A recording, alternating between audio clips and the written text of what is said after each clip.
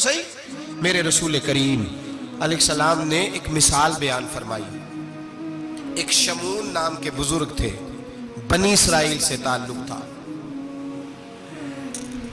بڑی عبادت کرتے تھے، 1000 سال عبادت فرمائی، ساری رات نفل پڑھتے، سارا دن روزہ رکھتے، اور پھر روزہ رکھ کے تو کافروں سے جہاد کرتے، ساری زندگی جہاد میں گزاری، جس جنگ میں گئے اللہ نے فتح عطا فرمائی.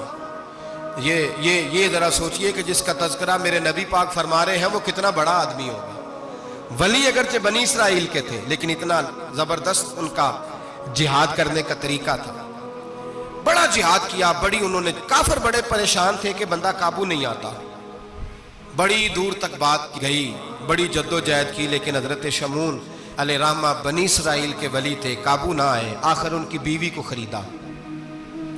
اور یہ ایک دو مثالیں بیویوں کی آ گئی ہیں، خامد بھی بکتے ہیں، یاد رکھنا، بھائی بھی بکتے ہیں.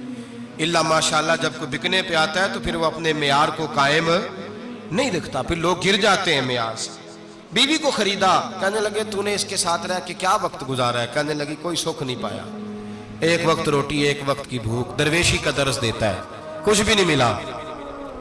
حضرت شمون علیہ رحمہ کی بیوی جب خریدی گئی، کہنے لگے جب یہ، چونکہ یہ کم سوتے ہیں اور جتنی دیر سوتے ہیں گہری نیند سوتے ہیں، جب گہری نیند سو جائے تو رسیوں کے ساتھ جکڑ دینا.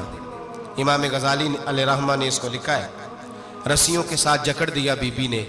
حضرت شمون اٹھے نہ تو اپنے آپ کو رسیوں سے بندھا ہوا دیکھا، اللہ اکبر کہا، جب اللہ اکبر کہا تو ساری رسیاں ٹوٹ گئیں. بیوی سے کہنے لگے تو نے کیوں باندھا؟ اس نے پھر دھوکہ دیا. کہنے لگی ہر جنگ میں لوگ آ کے بتاتے تھے تیرا خاوند بڑا دلیر ہے، میں نے کہا میں بھی دیکھوں کتنا دلیر ہے. سارے ایک نیا رنگ، ایک نیا روپ، ایک نیا طریقہ، تو میں نے تو آزمایا ہے. اور یہ تو چھوٹی چھوٹی رسیاں تھیں. آپ فرمانے لگے چلو ٹھیک ہے، اگر تو نے آزمایا ہے تو پھر دیکھ بھی لیا ہے. کچھ دنوں کے بعد اس نے زنجیروں سے باندھ دیا، لوہے کی زنجیروں سے. اٹھے تو بندھا ہوا پایا، اللہ اکبر کا تو زنجیریں بھی ٹوٹ گئیں. فرمانے لگے یہ تو نے کیا کیا؟ کہنے لگی دیکھنا چاہتی تھی، کچی رسیاں تو توڑ لیتے ہو، زنجیریں بھی ٹوٹتی ہیں کہ نہیں؟ ہاں بھائی ٹھیک آ کے لوگ بتاتے ہیں تو واقعی دلیر ہے، ہر جنگ میں کامیاب ہوتا ہے. اب قریب بیٹھنے لگی، کھانا اپنے ہاتھوں سے کھلانے لگی، فریب کرنے لگی، دھوکہ دینے لگی. کہنے لگی بتاؤ تو صحیح طاقت کا راز کیا ہے؟ مومن نرم دل ہوتا ہے. ایک دفعہ کوئی مسکرا کے پاس آتا ہے تو سمجھتا ہے کہ شاید یہ میرا خیر خواہ ہے، اس لیے مومن دھوکے کھاتے ہیں، دھوکے دیتے نہیں. جب اس نے محبت کے لب و لہجے میں بات کی تو جناب شمون کہنے لگے اور تو میں کسی چیز سے قابو نہیں آ سکتا. بال ان کے لمبے لمبے تھے، بیٹھتے تھے تو نیچے بال آتے تھے، ہماری شریعت میں جائز نہیں. نبی پاک صلی اللہ علیہ وسلم نے زلفے کانوں تک کی اجازت دی ہے، کندھوں تک کی اجازت ہے. کندھوں سے نیچے بال آئے تو حرام لکھا ہے اعلیٰ حضرت نے، کندھوں سے نیچے جائز نہیں. ان کے بال بڑے لمبے تھے، بیٹھتے تھے تو نیچے دب جاتے تھے. حضرت شمون کہنے لگے مجھے دنیا کی تو کوئی طاقت نہیں باندھ سکتی، ہاں میرے بالوں سے مجھے باندھ دیا جائے تو پھر نہیں میں اٹھ سکتا. بس اس کے ہاتھ بات آ گئی، اس نے کھانا بھی کھلایا، اس نے بستر بھی بچھا کے دیا، پیر بھی دبایا. جب سو گئے تو اس نے ان کے بالوں سے انہیں باندھ دیا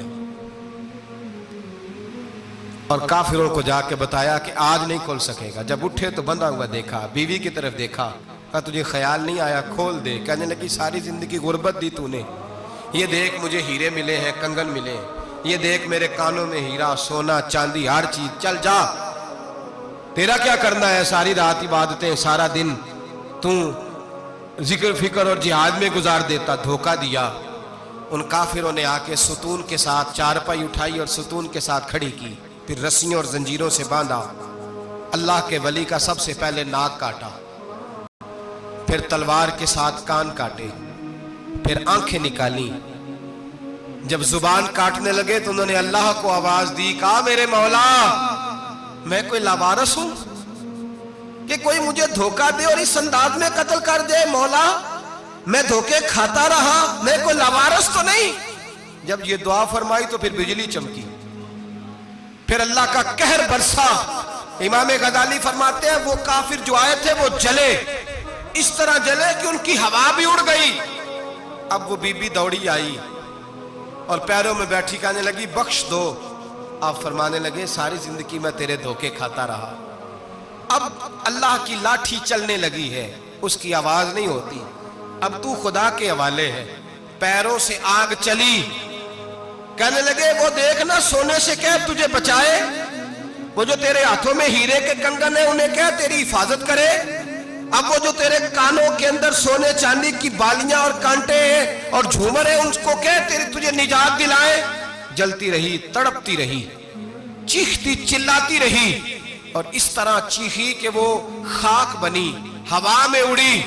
اللہ نے اپنے ولی کی آنکھیں بھی دوبارہ عطا فرما دی، کان بھی دوبارہ عطا فرما دی۔ اللہ تبارک و تعالیٰ نے پہلے سے زیادہ طاقت دی۔